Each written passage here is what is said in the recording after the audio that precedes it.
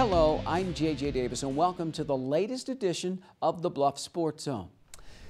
42 years ago, Council Bluffs native Ron Stander fought Smokin' Joe Frazier for the World Heavyweight Championship, and the Bluffs Butcher put up a good fight, but it wasn't enough. Now, 42 years later, an undefeated lightweight from Omaha goes toe-to-toe with history. 26-year-old Terence Bud Crawford has come a long way. And I know because I was there.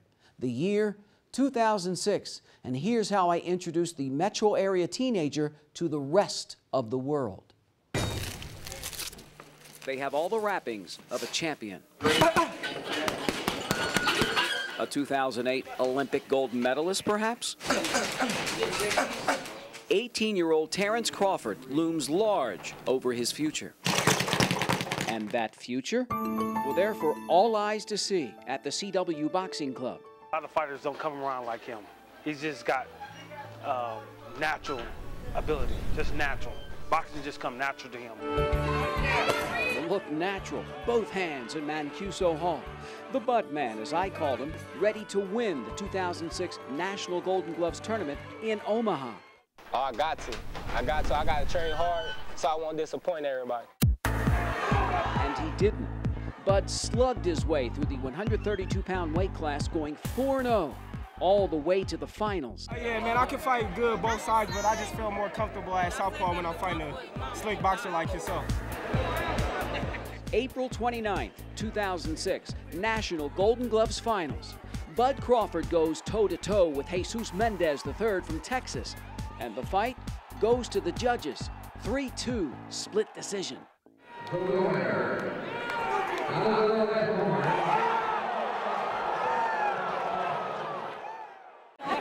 I'll be back. And he was at the 2007 Olympic trials. Bud steps into the ring again in the 132-pound weight class. Now Crawford goes 2-2 and does not make the Olympic team.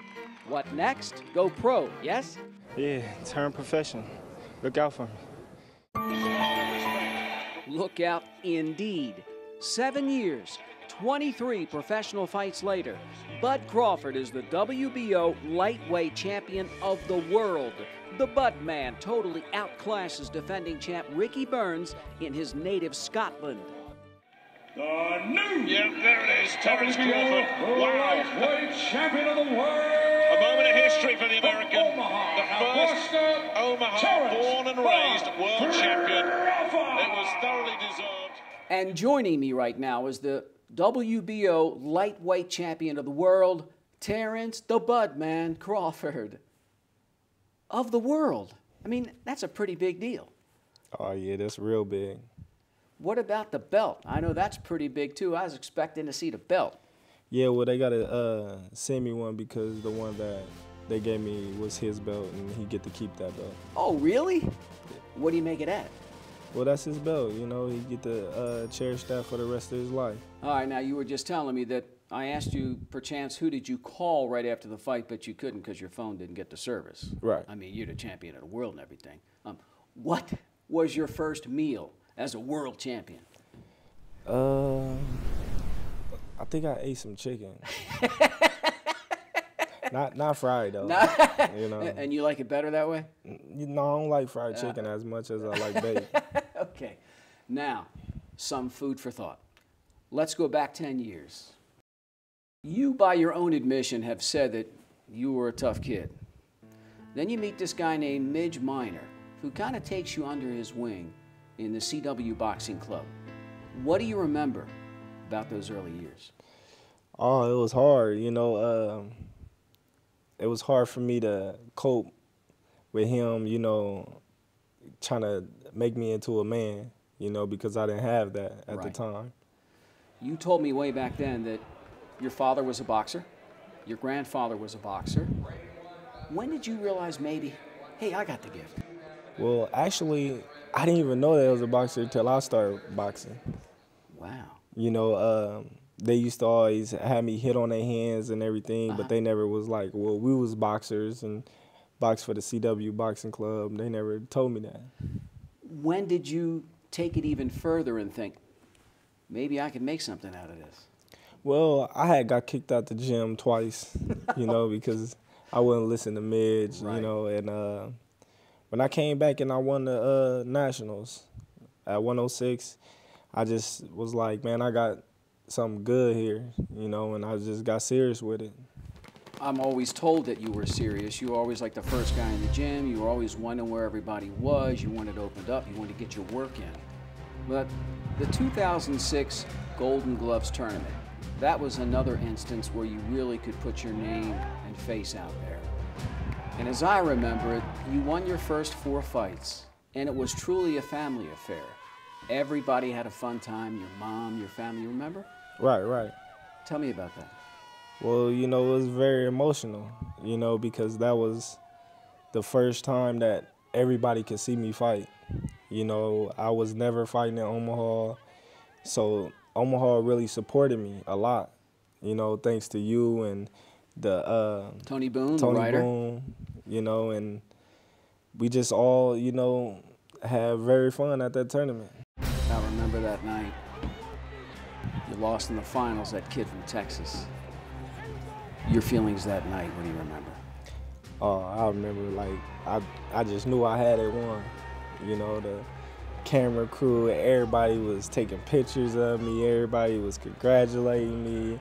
I was just sitting up there happy, you know, and when they called the other corner, I just looked and I just shook my head like, oh. I remember you told me you thought they made a mistake. I did.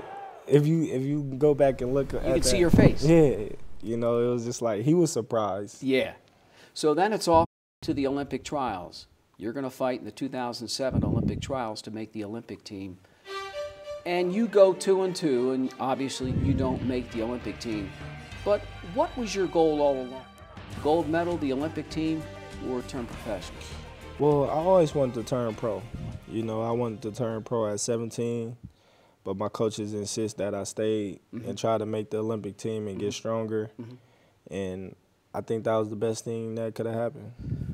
B-Mac, one of your trainers, Brian McIntyre, told me that you weren't exactly the poster boy for USA boxing.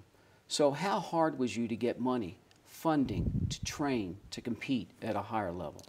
Oh, it was very hard, you know, with the help of my dad sending me money, and I had a little job working at Omaha Steaks. Then I had a job working at Gorman's Warehouse. But none of my jobs last probably any longer than a month or two because I had to really focus on training, you know, and I spent my own money to travel a lot of times, and that's just how I had to do it. You turned professional. 22-0 leading up to the title fight, and I see 16 knockouts? You? Do I remember Bud knocking guys out? What's the deal?